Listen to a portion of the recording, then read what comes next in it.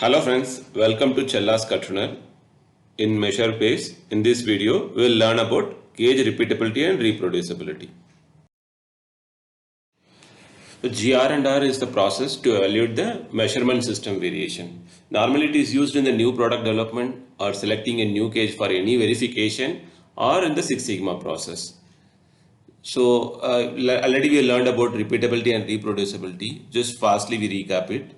So repeatability is the variation occurred by the measuring device, and reproducibility is the variation occurred by the appraiser, that means operator who handles the instrument. So our aim is we should evaluate the measurement system variation and it should be small compared to the process variation. And you can see the two graphs here. So repeatability, it says if you are taking multiple readings with the same instrument, the spread of that reading, the total variation is called the repeatability curve. And reproducibility, if single part is inspected by 3 operators multiple time, so the variations of individual operators summed together, it is called reproducibility.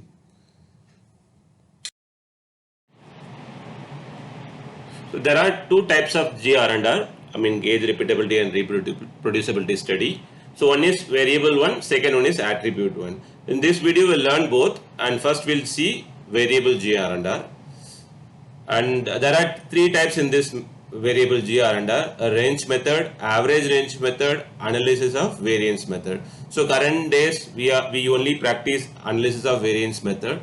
So but you don't want to go into the statistics and calculation part, because nowadays we have templates in the Excel format, or through Minitab we can easily complete the analysis, calculation portion.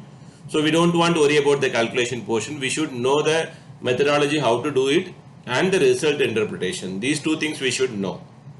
So coming to the procedures, 10 parts should be taken randomly, and we need to identify the parameters what to be measured, and that part should be just numbered, and measurement location should be marked properly so that the wrong measurements cannot be taken.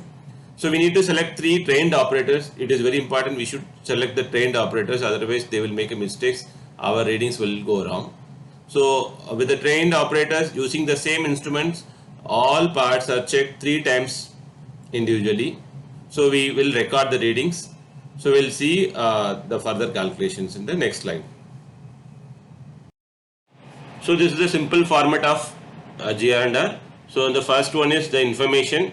So we'll be filling the information of part details, parameters to be inspected, gauge number, gauge name, appraiser's name, tolerance, and everything. It's a general information, data information sheet. Second, where the data entry. So like you can see over here, so there are 10 parts in the vertical column, and by the operator A, B, C, each parts they are having a 3 trials. So 1, 2, 3, all 10 parts will be going 3 each. Total 30 readings will be filled out here. Such a way for each and every appraiser, for all 10 parts, they will be having readings filled out. They will be measuring it, and readings will be filled out here. So after that, all calculations will be taken care by the automatic templates, either templates or Minitab. So we need to just only see the 2 results. One is percentage R&R, second one is NDC, that is number of distinct categories. So percentage R&R should be less than 10%, that is only acceptable limit. So if it is 10 to 30%, that can be conditionally acceptable based on the customer's criteria. Normally as per AAG, 10 to 20% if it is there, and the CPK of the particular parameter using this same gauge, if it is more than 1.33, then that can be acceptable in the conditions. And second, 20 to 30% of error, GR&R can be acceptable if the parameter in the process CPK is achieved 1.67 or above. So in this case, this 10 to 30% can be acceptable. Again, it is general rule. Maybe customer wise there may be different rules that we need to just adhere to their systems. So percentage GR&R means the error of measuring system to the tolerance. And next one of the characteristics recently we started to look into is NDC, that is number of distinct categories. That means if it is high, more than 5, we should accept.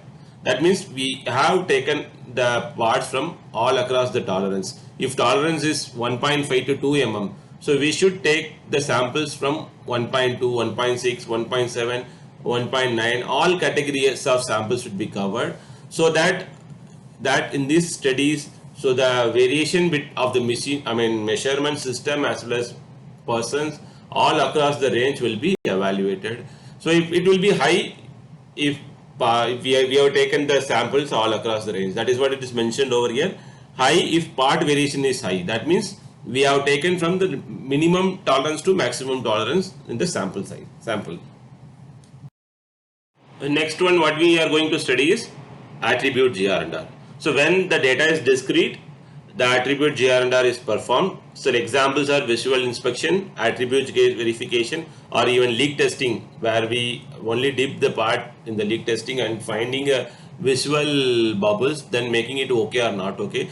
So that type of attribute verification also we can do attribute GR&R. So the result will be in the binary form. That means okay, not okay, pass, fail. Such a results will be there. So it is called discrete GR&R or attribute agreement analysis. So in this case, standard says to choose minimum parts randomly, minimum 50 parts randomly. In the earlier case, we have seen 10 parts, but here the sample size should be more, then only it would be having good results. So normally we select 50 parts randomly, and along selecting attribute parameters which needs to be evaluated, and identifying the parts with the numbers and measuring it. Initially what we do, the 50 parts, initially it is verified and the standard reference is taken. For example, first part it is getting failed, that is what standard result, and second part verified and standardly it is taken as a result as okay. So that standard values is recorded in this case. The standard how to take a standard value means either by trained operators that way, otherwise by instead of attribute case we can just verify once all 50 parts using some variable method and making that result as a standard. Maybe the variable, if you are using variable instrument, that will be in the numbers, but you should not mention the numbers in the readings.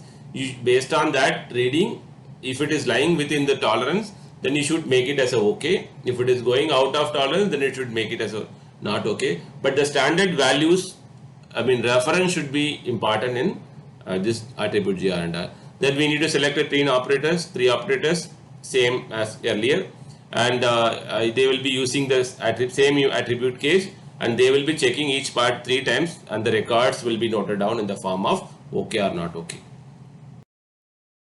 So in this sheet you can see simple table of attribute GR&R data collection. Like here only trial 1 and 2 is mentioned. It's a simple sample sheet, but normally we'll do it 3 trials. So operator A, B, C trials, and standard like we talked already, the reference it is also mentioned over here.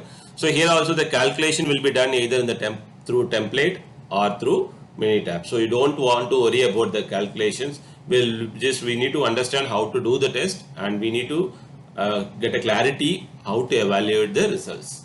So you can see in the below kappa called this interrelated agreement.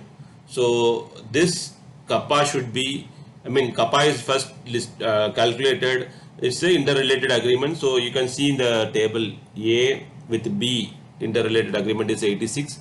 A with C is 78%. That means 0.78. Such a way it is each and every operators the interrelated agreement is driven, as well as with the reference with the standard.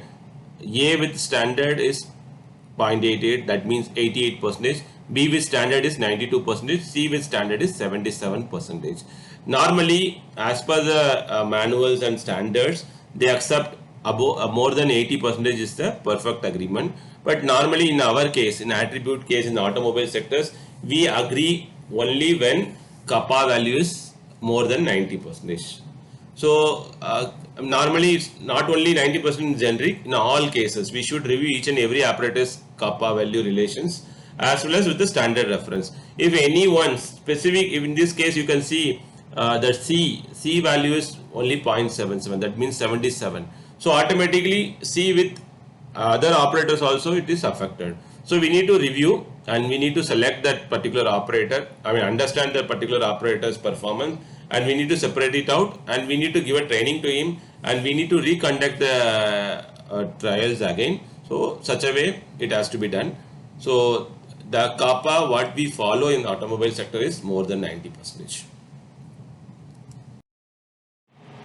Friends, thanks for watching the video. Please mention your comments in the comment section so that I can cover in the further videos. So hope you are enjoying Six Sigma series videos. Thanks.